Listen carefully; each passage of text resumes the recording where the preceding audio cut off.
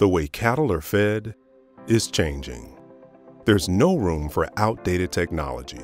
Consumers and the supply chain demand more. Change brings opportunity, and feedlot owners committed to meeting market demands can take advantage of a new way to feed cattle. That new way is NatureSafe, a natural, non-antibiotic solution for beef cattle production. NatureSafe is specifically formulated to support gut health, immunity, and performance. NatureSafe optimizes gut health by balancing rumen microbes and maintaining a consistent and ideal rumen pH. By strengthening the animal's natural defenses, NatureSafe builds a stronger immune system. The result of better rumen performance and strengthened immune system are enhanced dry matter intake, better feed efficiency, and greater gain.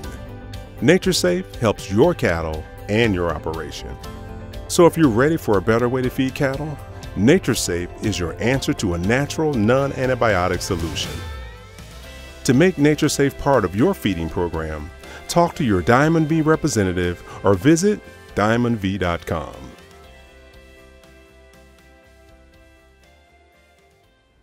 Hi, my name is Caitlin Brandt, Events and Industry Partnership Manager for the American Angus Association. Welcome back to our latest installment of the Angus University webinar series. Tonight's installment, Optimizing Gut Health to Enhance Immunity and Performance, is being presented by Diamond V. Here with us tonight is Diamond V team member Trevor Tuell. He has a long history in the beef industry of various roles in both the supply and live production side of the business. Trevor was raised on a family-owned feedlot in Eckley, Colorado, where he later served as the chief operating officer of his family feedlot, where he managed a custom feeding operation, commodity purchasing and risk management, and the development and implementation of herd health protocols. He previously served as the director of Colorado Beef Quality Assurance, the director of environmental programs, and the interim CEO of the Colorado Livestock Association. His experience from all aspects of beef production helped give him insight that can connect the supply side of the business to the needs and expectations of the customers as well. Trevor tonight is going to talk about the innate and adaptive immunity, active stressors, and relate all of that back to gut health and the overall performance of the animal. But before we get started and before I turn it over to Trevor, I do want to remind you, our viewers, that this is interactional. So if you have any questions, type your question or click the Q&A feature at the bottom of the screen, type in your question in the chat box, and we'll get that in, get to those questions later on in the evening. But with that, Trevor, the floor is yours. Thanks, Caitlin. It's a pleasure to be here tonight. So as you said, I work for Diamond V, and we'll go over here a little bit of who Diamond V is and what we do, and then, as she said, talk about the innate immune system and how gut health, that optimal gut health, affects that innate immune system and ultimately performance. So Diamond V is a fermentation technology company. It was founded in 1943, and our headquarters are located in Cedar Rapids, Iowa. All of that product is all made from there, and distribution all happens from Cedar Rapids, Iowa. And we ship product to over 70 different countries around the world. We have more than 300 employees located in 22 different countries. The great thing about Diamond V, and I think sets apart from a lot of companies out there in the gut health space, is we're a science-based company and science-based technologies. We have over 500 controlled research studies and over 140 reviewed publications. We also have a big team and a large team of technical experts, whether that be PhD nutritionists, DVMs, but many areas that we have those technical experts not only to do that research, but also to help the producers who are using our product. You know, we've pioneered and have a great understanding of gut microbiome, and we continue to hear that, you know, not only in animal production side, you know, whether that be in ruminants and cattle, hogs, chickens, and also on the human side. But we are doing a lot of work and spending a lot of time on our proprietary products and doing that research on ruminant and intestinal models that we have created there and have at Diamond V. So as we look at the beef industry and we look at cattle, you know, there's many stressors that these cattle face, that we face in production ag every day, that are affecting that rumen health. And as you can see here on this slide, you know, temperatures cause stresses, temperature change. As we go into fall here, we look at, you know, warm temperatures during the day and cool nights. Has an effect on that animal, causes stress. We process them, transportation. You know, many things here are adding a challenge to those animals that we're trying to, you know, feed and use in our own operations and production. So as we look at the health of these animals and look at the health of cattle, you know, this is a slide from NOMS that looks at mortality from 2001 to 2013. And I hear this from many feed yard producers. This data would come out of feed yards across the country from border to border, and they continue to say, is the health getting better? We have vaccination programs, we see the VAC 45s, and we see all these different programs as cattle are being marketed, but yet we continue to see an increase in mortality. My family comes, as Caitlin mentioned, from a cattle feeding background and involved still today in cattle feeding. And over time, we continue to increase, as we figure those break-evens, we continue to increase that mortality percentage to make sure that we're covering those break-evens. And it's not just lightweight cattle. We think that stress would be higher on lightweight cattle and that we have more challenge. But as you can see from the slide, you know, even those 9 weights, or excuse me, 8 weights that are in the green bar there, that we see a large increase in that mortality over time and continue to hear that from producers today. So we talk about those animals go through a challenge, and we're going to talk about some innate immune system tonight. The innate immune system is the same, whether that's in ruminants, whether that's, as I mentioned before, in hogs or chickens, and it's the same in the humans. So if we're sick, we'll use the human side here for a little bit. We have less energy. We all feel that, you know, in the time right now we're going through COVID. If you get COVID, and what is that doing to your body, doing to your system? You know, we have less energy for physical activity. We can't think straight, right? We have that foggy brain. We aren't able to operate as we normally do, and just not able to have energy to do work. So that's where the immune system comes in. Our body, the reason we don't have that energy is because our body is spending energy to fight off whatever sickness we have. That immune system is attacks on our energy system. So as you can see in the blue, we have that normal maintenance that we need every day to function, for our body to maintain itself, to continue to breathe and function. The immune system, if we're sick, we're burning energy. That you know, our food intake, that caloric intake, it's taking energy for that immune system, and we have less energy left for that cognitive function, for that physical activity. However, when we're healthy, we still have that same maintenance requirement, but our immune system isn't turned on. It's not burning that energy, using that energy to activate our immune system to handle whatever challenge, and thus we have more energy, you know, for physical activity and other things. So what can we do to have an effect on this immune system, you know, as we look at animal production and look at beef production? There's 3 levels of the immune system.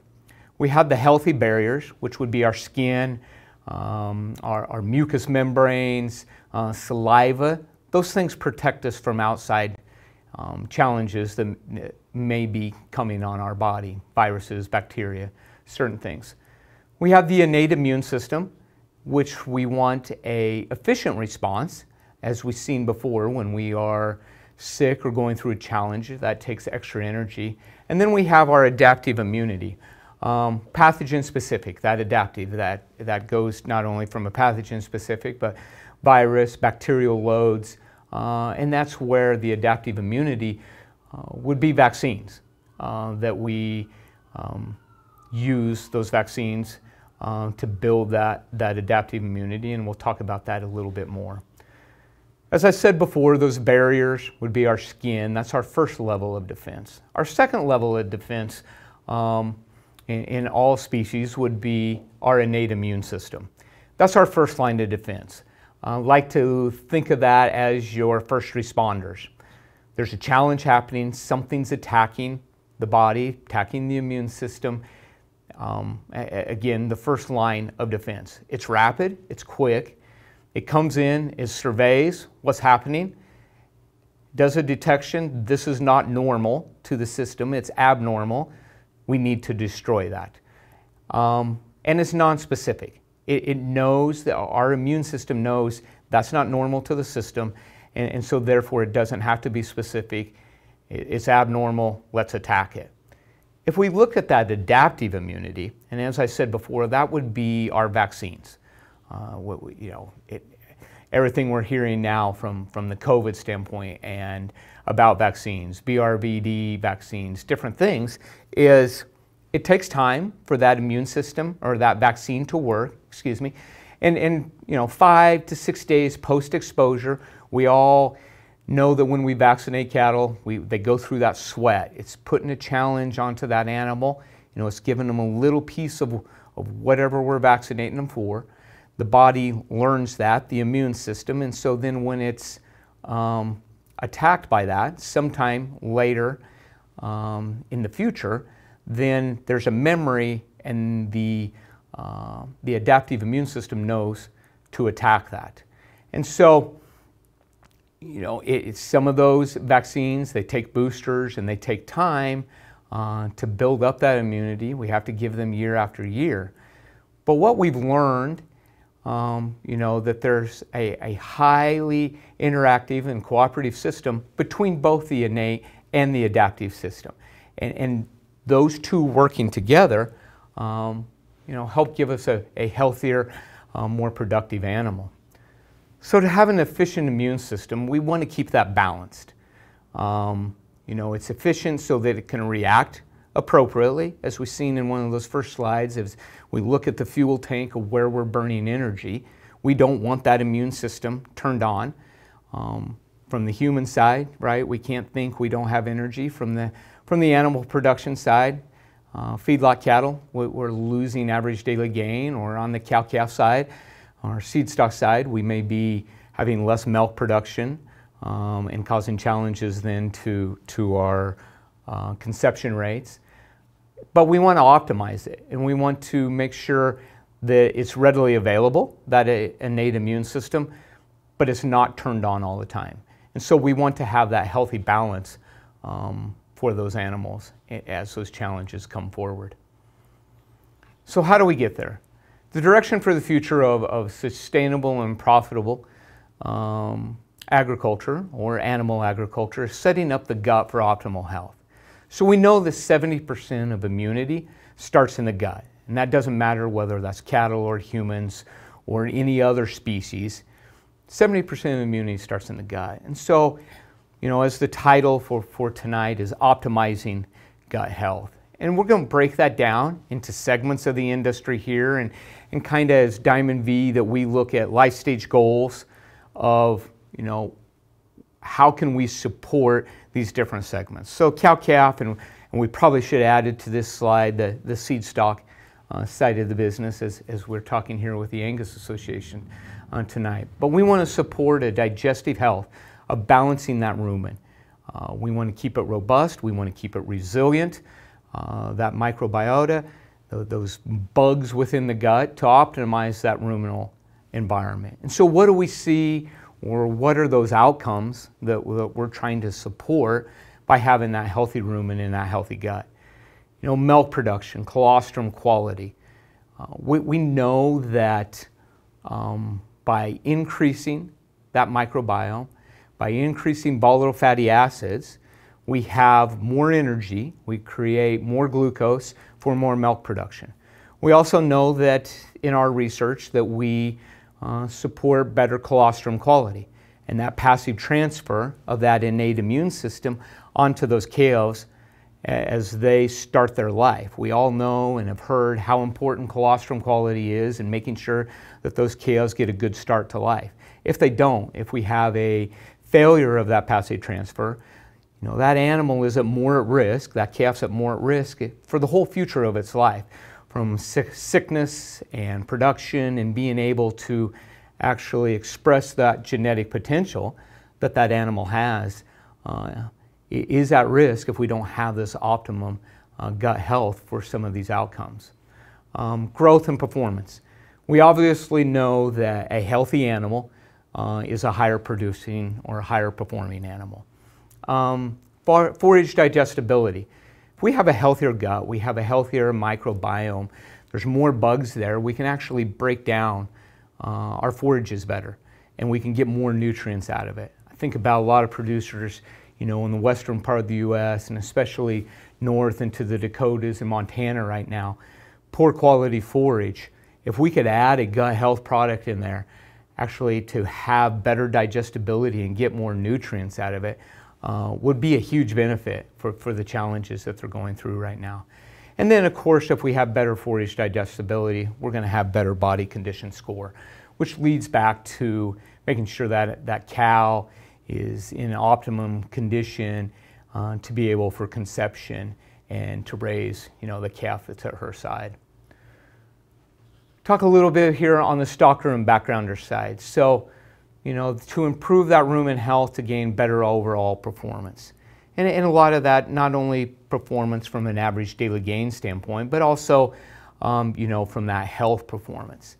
This is the stage that we're taking those cows off the cow, we're weaning, we're getting them set up before they head into a feeding situation. And so, biggest thing is, can we have a consistent feed intake? Getting those animals to come up to eat and have that consistent over time. We all know that a healthy animal, an animal that is eating, is healthy and is performing.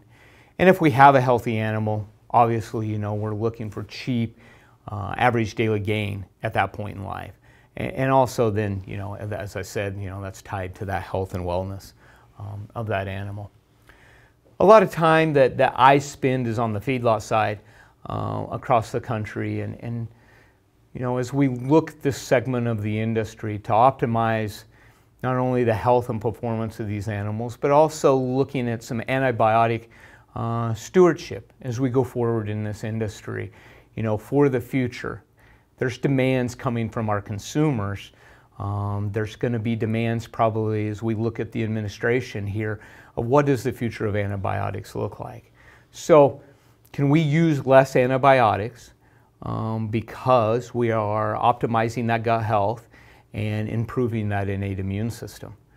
We are looking for less morbidity and mortality as we go forward in the industry. I showed that slide earlier is the industry doing better? We continue to see those inclines of both in the industry. And so we're working a lot with producers on starter and receiving aspects in the feed yard, a high stress period, a time that those animals are going through challenge, that we can help get through those and do it with less antibiotics, to not have to have metaphylactic use, to use in natural programs.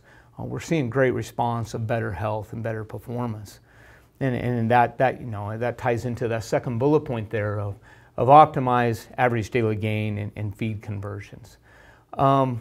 Maintaining feed intake and performance during heat stress, but we showed that rumen and all those different stresses that are coming on animals, whether that be a virus that comes through the operation, whether that be weather, not only heat stress, but fluctuations, big temperature swings, causes challenges on these animals, and stresses could lead to acidosis because of less intake. Can we maintain those intakes, take those big swings out of, and those possibilities of subacute ruminal acidosis? And then antibiotic stewardship through responsible management.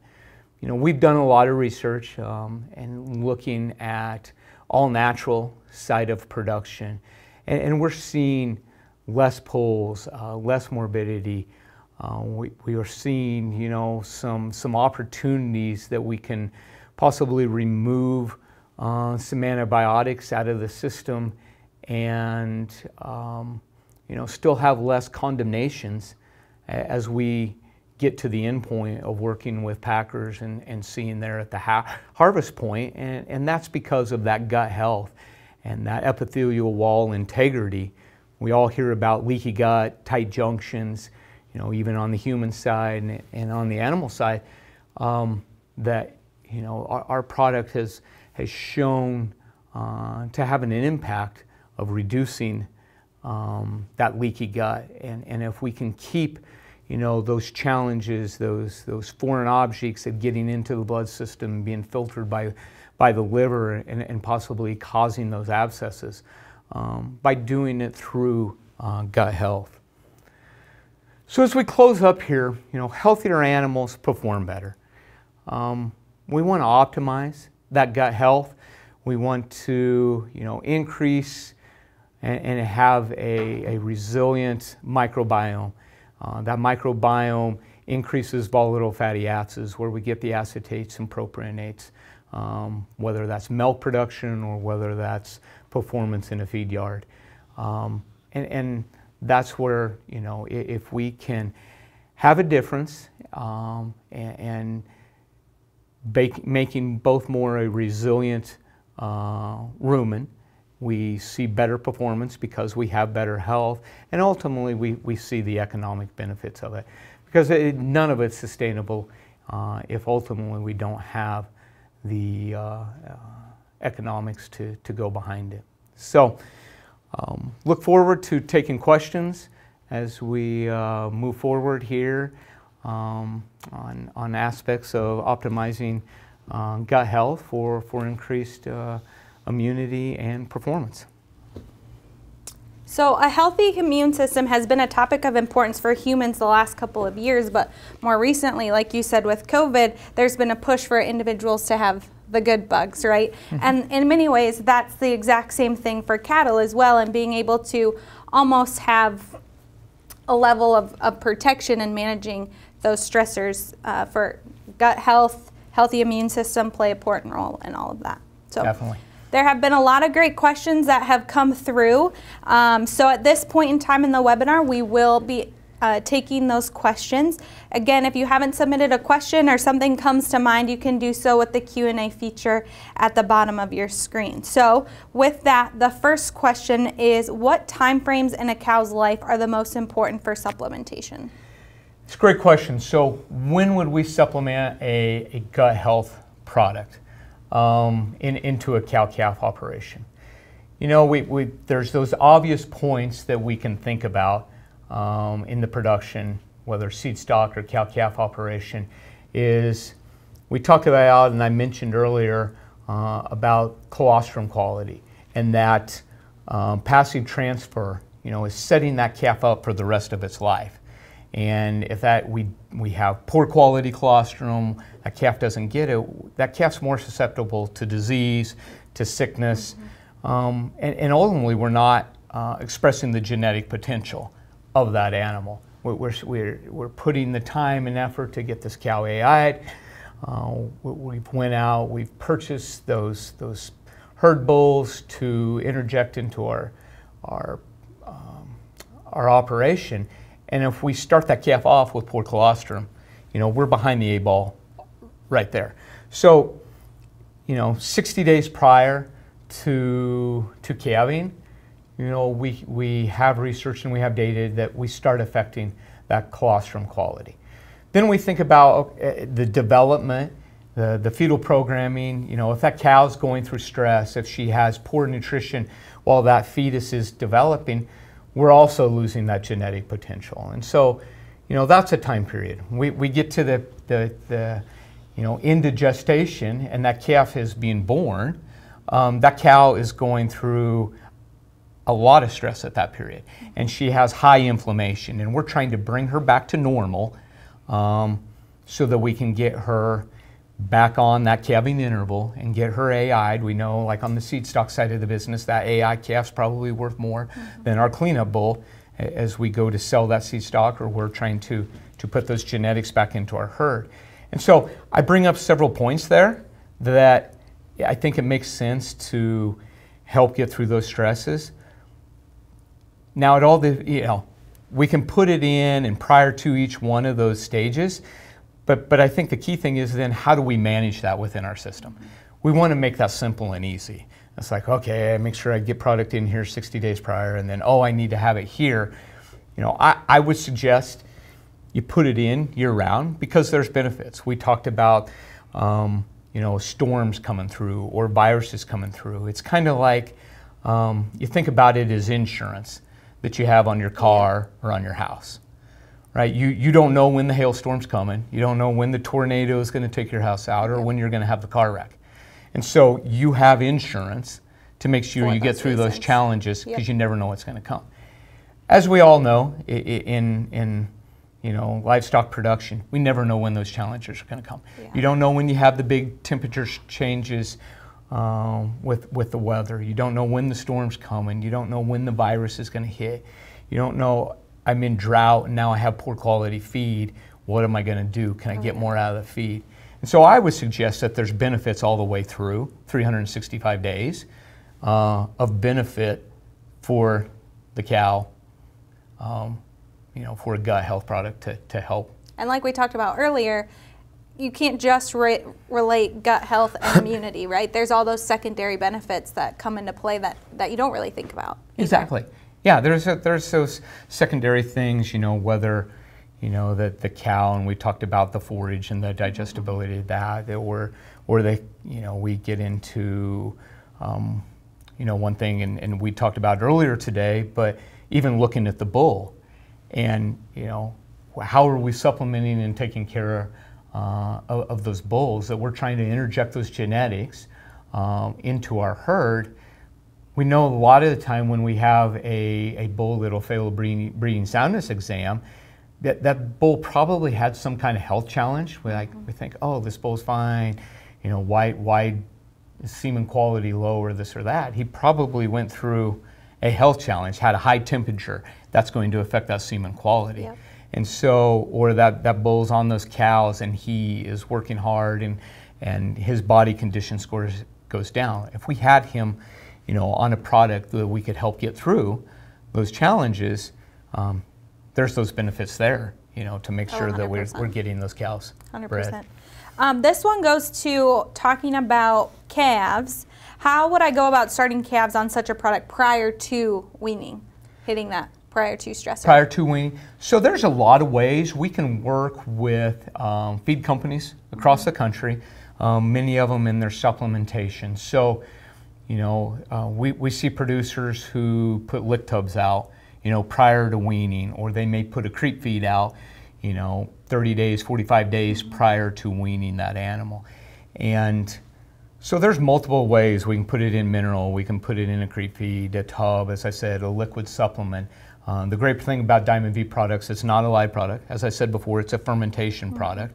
And so, the metabolites that are created in that fermentation product or process, are very stable and can be put in anything. So, I would suggest, just like when you give pre-weaning vaccination protocols that producers use today, is get a gut health product out there. And what we're trying to do, we have research of showing that we prime the immune system.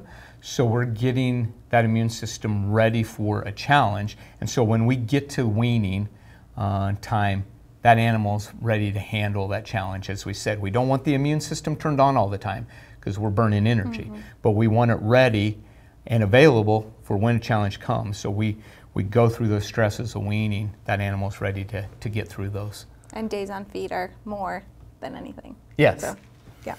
What gut health supplements are available and how do producers use it? So I mentioned that Diamond V's been around since 1943, and basically we have our original product that we call XPC, and we have it at different concentration levels depending on the inclusion and how we need to get it into the system, the feeding system for an operation. So there's the original product, really a gut health product that we see some performance out of. We see research with increased milk production or better feed efficiency or better gain on the feedlot side. We now have a product in the last 5 years, new technology of NatureSafe that we use on the beef side. And it's more of our immune health side of the product. And so we actually have a human product that you can find online, Amazon, anywhere. It's called the Epicor. And that product was the result of a health insurance audit that we had. And the state of Iowa contacted and says, hey, why are your workers not getting days off? Why are they, what are you guys doing? And through research and time, we have developed this Epicor product. There's over 15 studies, I believe, on the human side of reduced inflammation, reduced colds and flus, duration, severity. And so we've combined that Epicor product with our original product, XPC, to create the NatureSafe, as our new and next generation product to not only affect everything you get with XPC, you get with NatureSafe plus that immune side. So that's the two products. Depends on the situation and the challenge that you have. You can work with a Diamond V representative to figure out what product's the best to fit your system. Earlier today we discussed NatureSafe itself and being a natural product. What are the benefits of the natural product, more or less, VFD, stuff like that? So great question. As we look at the health benefits that we're seeing with NatureSafe, in a lot of our research, we have less pulls. We have a significant reduction in second pulls. We have implemented NatureSafe in a lot of all-natural programs, working with a number of the packers across the country to get NatureSafe. Our first thought and response was, there's big premiums in these programs, and let's keep those cattle in those programs. Let's say, for instance, a $350 premium for a natural. And it can vary up and down from there depending on the company and programs. But that animal gets sick and we have to treat it, and judicious use of antibiotics, that animal, now you lose that premium. And so NatureSafe, we first approach these producers, here, let's help keep them in the program. The other part of it is, that's natural and it fits those programs well. You brought up VFDs. There's companies and small feed mills and small co-ops don't have the people or the resources to spend time of making sure that we have all of our paperwork and our documentation, right? And so here, what if we can just remove a CTC or an oreomycin or a feed grade antibiotic that we can then implement NatureSafe into that feeding program, and then if we need to use an antibiotic, we're seeing better efficacy and better response when we do need to treat those animals. But just because it's a natural product doesn't mean that it can't be incorporated into vaccine protocols either. Exactly. You talk about, and I've met with a lot of feed yard operators, and we looked at that one chart earlier, right, that our morbidity, mortality continues to climb in the industry. I don't think there's one magic bullet in anything. I think it's a combination of management practices that we do. Low stress handling, proper nutrition, right, that there's enough protein and enough energy in feed that they have. It's having a vaccination program. It's having a mineral and vitamin program. One of those pieces is missing from it, and the system falls apart. It's and I think as we talk with producers and see across the country that we're still having health challenges, I think this gut health aspect in Diamond V, this is where we can fit in, and I think hopefully take us to that next step of improved health and improved performance. How does a stronger immunity help my bottom line? Stronger immunity help your bottom line. So multiple things there. Antibiotics are not cheap. We know that when we treat an animal, that antibiotic isn't specific to what bug it's going after. So that animal, we're fighting a respiratory disease. When we use an antibiotic, it's killing all bugs. With a gut health product and with that immune system, starting in the gut, we're trying to keep that gut going. We're trying to boost that immune system. So the bottom line of this is, hopefully, in our research shows that we have less pulls. If we have less pulls, we have that less antibiotic cost. We have animals that continue to use energy for performance. But there's also, other factors that we can add to it. We can look at labor. One of the very first producers, almost 6 years ago, that started using NatureSafe, he will tell you today, he was like, 2 yards, over 40,000 head of cattle, and he will tell you that, they were pulling calves in the fall, and they're doctoring and processing until 7 o'clock at night. He said his morale of his employees, and we know in agriculture today, we're short on good help. We're short on help that understands animals and knows what a sick one is. Yep. If we can add this, there's a benefit on that employee cost side, but also employee morale. That your employees are going home at a decent time at night versus being there, keep them. All fall and all winter because we're pulling and treating calves. There's benefits there. Can you clarify back to the VFD, does this product require a VFD? There is no VFD with this product. It's an all-natural fermentation product that requires no VFD. It can be included in a liquid supplement, as I said before, a tub, a pellet, a mineral, a TMR, that requires no. There's a lot of delivery methods to the product as well. A lot of delivery methods. So we sell out of Cedar Rapids. We sell to distributors, or we sell directly to feed companies who then can take it out. And we can help in any way. Our experts across the country can work and help on formulations. I don't know, earlier today we talked about making sure, like, how can we add it? Can I just buy a bag of it and add it myself? And you can do that. I would challenge the fact of, I don't want you to use more product than you need because you're spending more money than what you need. I also don't want you, if you added it and said, well, and you didn't put enough, and you come back to me and say, hey, I didn't see any response, well, it's like you didn't have enough.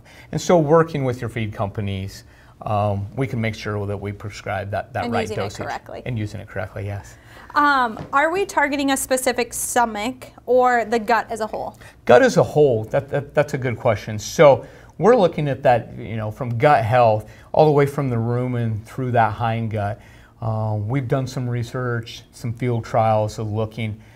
We talk about, the leaky gut that I brought up earlier, and those tight junctions. We have seen some effects and some stuff that we've done going into the packing plant, actually going clear back to the colons and seeing better epithelial integrity there, better villi, papillae length and integrity that we have for better absorption and better results all the way through that whole digestive system. She's sending me another question. Getting another question. Can this help reduce risk through the commingling process? And how, I'm not sure what he means here, but how will my calves survive? Probably through the commingling process. Through the commingling process. So, I brought up that producer who started using the product about 6 years ago. They feed a lot of all natural cattle, but they also, in the fall through Nebraska, mostly, 4 days a week, set in a sale barn and buy cattle. Don't know the backgrounds of them. Don't know, what have they been on, haven't been on, what's the vaccination programs, what's the mineral programs. But they sit there and, let's say, buy 6-way steers. They will sit there all day and maybe end up, let's say, 3-4 loads of 6-way steers coming from very many sources. Those animals are commingled, taken to the feed yard, then they're processed the next day and started on feed. So we have a lot of stress there. Commingled, the hauling, the new environment and all this. That producer prior to using NatureSafe was using metaphylactic use on arrival. And he called me one day, he's on product, he was using it on his natural, says, hey, I'm gonna switch it to my conventionals and I'm gonna get rid of my metaphylactic use. And I'm like, okay, I hope this works, I hope this works. almost 6 years later, continues the same way, buying conventional cattle, commingling them.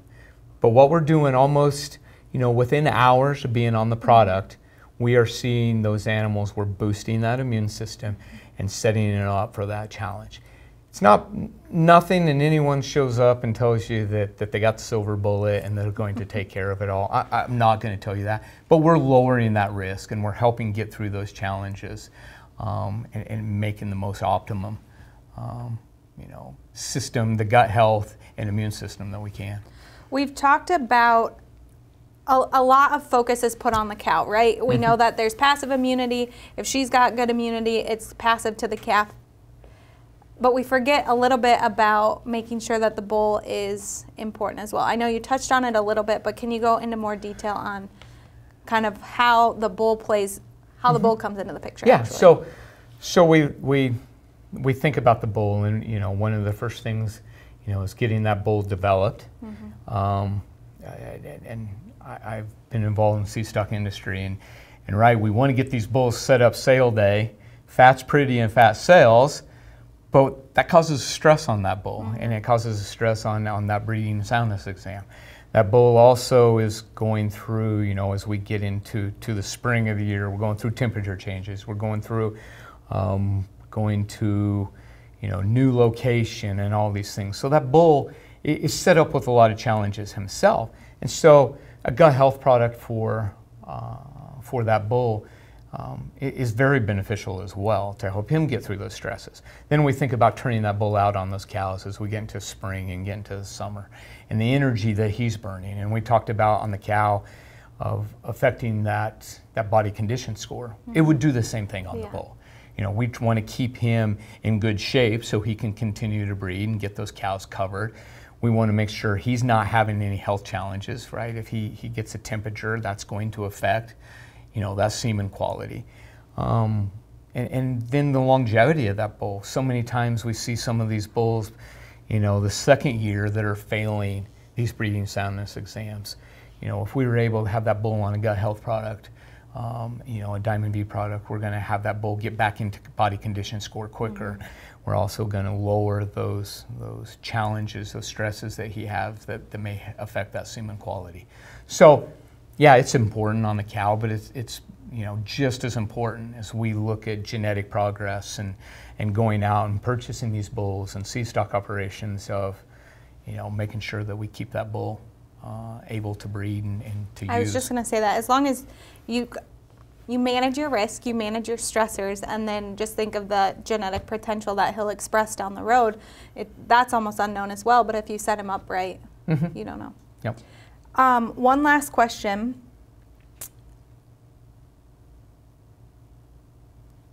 We had someone earlier talk about the cost, and I wanted to save this to the end because in our talks earlier, you really had a good point about the cost being more than just the monetary number. So yeah, there's a monetary number. It's hard to based on your operation, it's going to be different, but it's based on that. We can be prescriptive in the dosage and which product we use. We're looking at from a range in price of whether that's XPC or NatureSafe and how much that dose is to fit whatever management challenge or system that we're trying to do. But it doesn't work like the, let's say, implant technologies. We know that it costs this and we should have this kind of return. Because we're dealing with the environment and the biology of the animal and those challenges, that economic cost, it isn't just here, we put it in and I see this return. It's a stacked effect of benefits, as we talked about, the immune system, milk production on a cow. A lot of our business, most of our business is on the dairy side, and we know that if we put Diamond V product, our original product in, we know that we see a 3-pound increase in milk. Same thing on the beef side. We've done the research. We see that, okay, we have that same increase on the milk side, on pounds of performance. But at the same time, that study on fescue, we've seen that those cows' body condition score increased. We've seen heavier weaning weight calves. And so you start having a stacked effect on what are the economics and what are the benefits. It's not just, 1 + 1 is 2. it's multi-factorial in what those benefits are. And you start wherever you are in your program, but year after year you're going to see that return as well. Yes, yes. We talked about earlier today also you think about a replacement heifer. You know, you're trying to get that genetic potential in these heifers that you're going to keep if you're a seed stock operation or even a commercial operator. You know, a lot of guys, you know, the females that we keep, if that female starts out that replacement heifer with poor passive transfer and colostrum, it's going to affect her the rest of the time in her life. We have seen, you know, on the dairy side, we've been able to track these females and replacement females going back into those systems, and knowing that if they haven't had health challenges and we get them to conception sooner, that first conception, we get them into production, that they have a significant increase in their milk production over a lifetime. And the same thing would be, you know, we can take back to the beef side, that replacement heifer. If we develop her correctly and in the right way without health challenges, you know, is she in the herd another year or 2 years? Does she wean because we developed, you know, her mammary system better? Does she wean a heavier calf? You know, what if that heifer, you know, that as she's a productive cow, is weaning a calf that's 20 pounds heavier because we developed her properly at the beginning, and that starts in the gut. Trevor, that was the last question. Okay. And so that is all the time that we have tonight. So Trevor, I do want to thank you for joining us tonight, and I want to thank you, our viewers, for tuning in as well for this evening's Optimizing Gut Health and Enhancing Immunity and Performance presented by Diamond V. We hope that this information was helpful and that you take something back to your operations just to make your herds more efficient. It's always a thought-provoking topic when something new comes into play.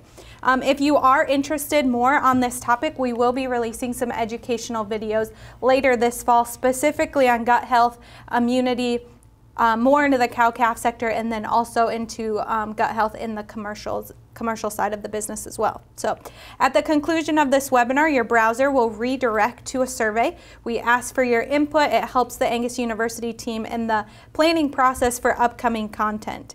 The full recording will be made available tomorrow on the news and announcements section, as well as the angus.org homepage. We hope to have you join us on October 26th for another installment of Angus University webinar series, so look for more information on the Angus Association website. Again, I want to thank you for joining us, and have a great rest of your evening.